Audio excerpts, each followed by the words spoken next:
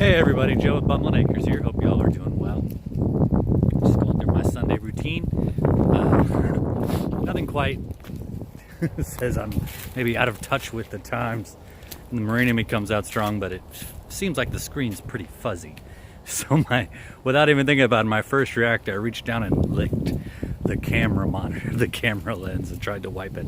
So yeah, that's how we roll in the Marine Corps. Not really too worried about obviously viruses and such in the area. And I wash my hands. Speaking of homesteading and hand washing, the irony as a homesteader, your hands are gonna get filthy, which is ironic for me because one of the funny things for me is I hate having sticky hands. And I swear to heavens, every home project I get into involves making my hands filthy. I've had washed my hands probably 4 times today, and I still haven't got all the stickiness off. And every time I get it off, I go and embark on another project. That inevitably makes my hands filthy, and I have to go wash them again. And yeah, that's kind of homesteading. Your hands are gonna get dirty. But there's nothing wrong with having dirty hands. You can always wash them and clean them off, but it means you've been doing good work. So, as the vertical stacking tote saga continues, I had to make an update to mine and kind of brought back, for those who are getting into homesteading, what I would strongly recommend you do. So if you're in the world of homesteading like I am, which is entirely out of your comfort zone. None of the things that I have done, even for example, behind me, we built a compost area that I will eventually put a top on so that it doesn't have so much, it's a little more protected and there can be more microbiomes working. Now my chickens are scratching through it, which is kind of a good thing, but like, I'd never put pallets together. That was my first pallet project. Actually, I'm lying to you, that was my second pallet project. My first pallet project was making a kayak holder. And it was literally just 3, stack them up, and we'll walk over to that so I can show you. Well, the reason I show you some of these things is because each project builds, I would never have had the comfort to attempt that project if I hadn't done my kayak holder. As you can see, we have kayaks. I had found some of those long pallets, put them together, figured out how to make it structurally sound, and voila, that was my first project with pallets, was making a kayak holder. Not the most impressive looking thing on the earth. Honestly, none of the things that I build are impressive looking, but each project begets the next one. And I think that's important as you go about homesteading in a new environment for you, which every task is new. You should start small. This kind of goes without saying, but let's go on and say, for example, I have about a little over 4 acres. And one of the things my property desperately needs is a perimeter fence. And we were going to pay someone to do a perimeter fence for us. And it would have been honestly money well spent because it is an incredible task. But however, the finances weren't really there for us to put, it was $8,000 was the quote for it to go through and pull out the old fence they've got and put in a new one, which honestly wasn't a bad deal. We got a break on the labor of it. Just them purchasing a lot of stuff in order to do it was quite expensive. So that's not money that I wanted to part with. So rather than have my version 1 be, hey, I'm going to make a perimeter fence around 4 acres of property. Never done it before. Not real smart. I started with these smaller enclosures that I built for the turkeys, and I've got them on the other side of the property. It wasn't really where I intended to go with this video, so I wasn't quite ready to talk about the turkey enclosures. But putting up those enclosures, I've already learned 1,000 things you shouldn't do. Sadly, it's by doing it, which is kind of how I learned. We had a crib that we purchased that needed to be put together. Didn't really have the instructions for it. Seemed pretty simple. So I put it together yesterday, which means I know the first time I put it together, I'm probably going to take it apart because I'm doing it wrong. And 3 or 4 times, what I think will work, you put it together and go, nope, that wasn't right. Flip this part to here, flip that part to there, voila. But we put our crib together and actually found out it wasn't the kind of crib that my wife wants. So, but that's literally how it works for me. You do version 1, version 2, version 3, version 4, version 5, and then you eventually get to the end game. Now, when we come to water collecting, and those who have been keeping up with the water tote saga, version 1 was just one tote all by itself. Version 2 was 2 totes connected horizontally.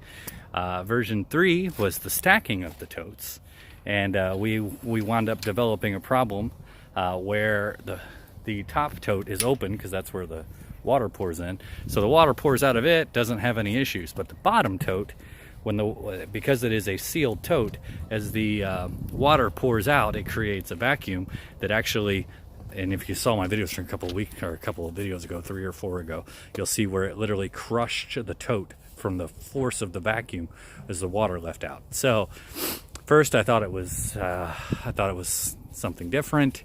Tried to get it with the way that I set up the release hose. That did not fix the problem.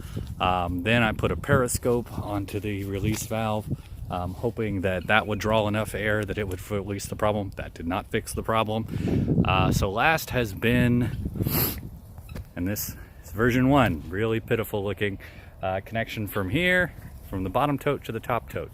It's just one vinyl. I bought the 2 end couplers this morning with some vinyl cord. I had to figure out how to cut it because this isn't in a circle, it's in like an oval, which there isn't a drill bit on this planet that will make an oval cut. So I had to cut it and work my way into it and make it enough where vinyl will fit in, and then use some the liquid concrete in order to actually get it to set up with this. And we will find out tomorrow or the next time it rains whether this is actually successful. That being said, I was able to empty it without the bottom one condensing. So I do know that this is working. Full scale, if you were going to do this, I would need more, and eventually I will put 2 or 3 connections that will allow more air to flow through. The real question is, will it hold up to the water pressure? As water starts collecting in it, you get the weight of the water from top to bottom, how it holds up. But this is version 4. I mean, seeing how this works. Do I stack it? It is important that I get to where I can stack these, and we'll use them laterally, so that I can maximize my water storage. But it's not where I came out and went, ooh, I need water totes, I must stack them all, and figure this all out at once. And as a homesteader, don't do that.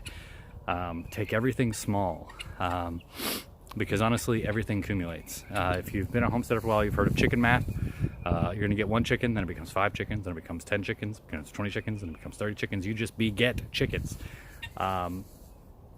That's honestly what happens with your water storage. You wind up setting up going, wow, one of these totes, that's 250 gallons marked, probably about 300 fully. Wow, I could never go through 300 gallons of water. Well, 300 gallons of water goes pretty quick, and the other reality is 300 gallons fills up really, really quick. This has begot another issue as we set up the water collection point, has been, how do I disperse it?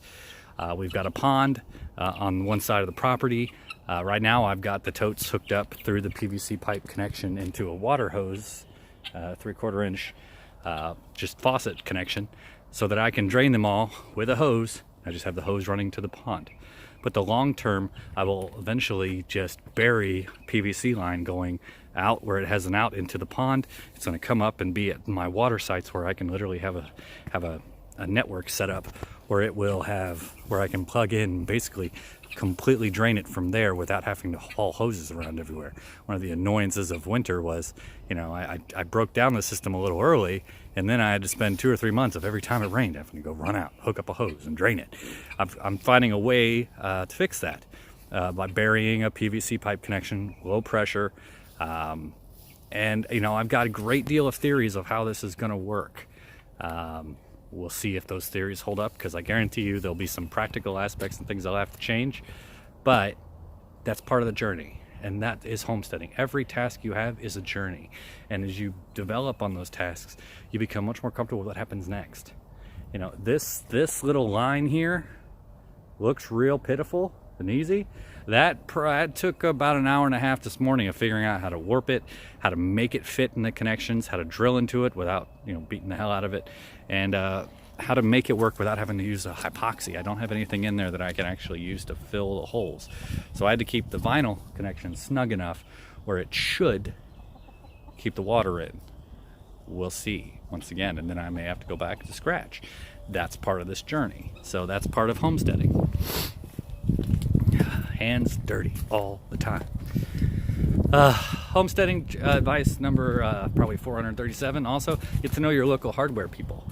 I go into the hardware store that's close by, and I literally I probably spent an hour there this morning just to get 6 or 7 PVC caps and some 30 feet of vinyl, and I was probably there for an hour, walking around the aisles, familiarizing myself with what I wanted to do, what was the theory of what I needed, trying to figure out from what they had, and then seeking advice from the people on what I could do. Honestly, there's some great people that work at your stores, but the reality, especially if you're a homesteader, you're not doing conventional plumbing stuff. So there isn't like an adapter that's set up to fill into a tote and stack. Like, that's not something that's commercially done.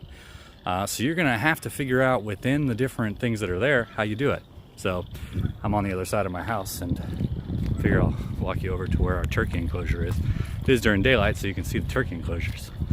But this was also part of the journey of figuring out how to put up an enclosure.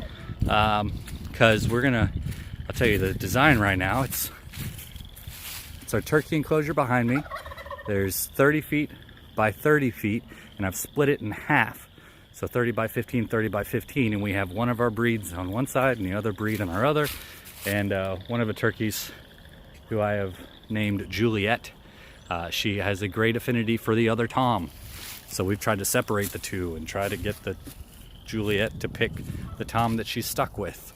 And we're hoping she does, but man, she is love struck for the other Tom. So I don't know how this will work out long term.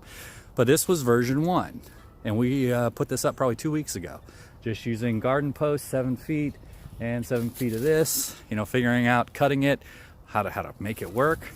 And that led to what is enclosure 2.0, which is where we're putting our meat birds. Now, our meat birds, we're in a square that's 25 feet by 25 feet. Now, what I'm going to do in the middle, smack in the middle of this zone, and I'll have to do my measurements, I'm going to bury a 4x4 post right in the center, and it'll have hooks going to each halfway through on each wall, if that makes sense. So basically 12 and a half feet. 12 and a half feet on one is the middle of one wall, and I'm going to have hooks extending to the inside. The next one, 12 and a half feet to the inside. So I'm basically cutting this square into 4 equal size squares. And I will basically fabricate a mobile wall. It'll be lightweight, but I'll have clips on it so that I will be able to, basically 2 walls, so I can rotate the birds through this 25 by 25 foot area so that the ground is getting a chance to recover, and hopefully be able to rotate them throughout the seasons and keep them in this small 25 by 25 space. It's not like my egg layers where they free roam.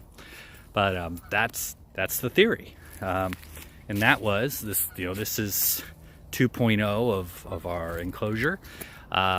I still need to get a farm gate to go put at the end of this so we can get in it.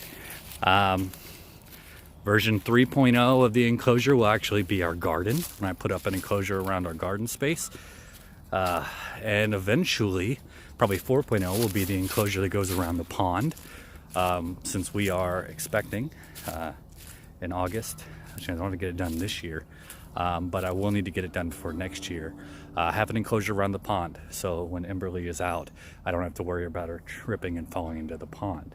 But that's 4.0, and then eventually there will be the perimeter to put up, should I ever have enough time. But that's roughly the journey of this homestead. Everything is version 1, version 2, version 3, version 4, every step of the way. So when you're homesteading, don't think of it as, break your tasks into smaller, accomplishable things that you can do, and then it will build on your journey. So anyway, those are my thoughts. We're doing well here on Bumbling Acres.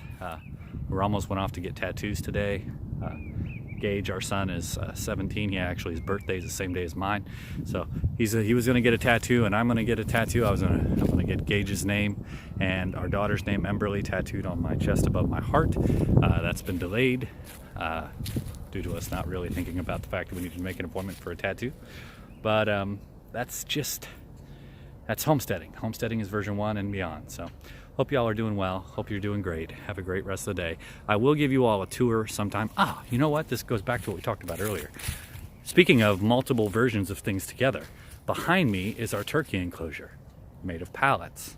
So version 1 pallet was the kayak. Version 2 was the composter. Version 3, honestly, was this turkey enclosure.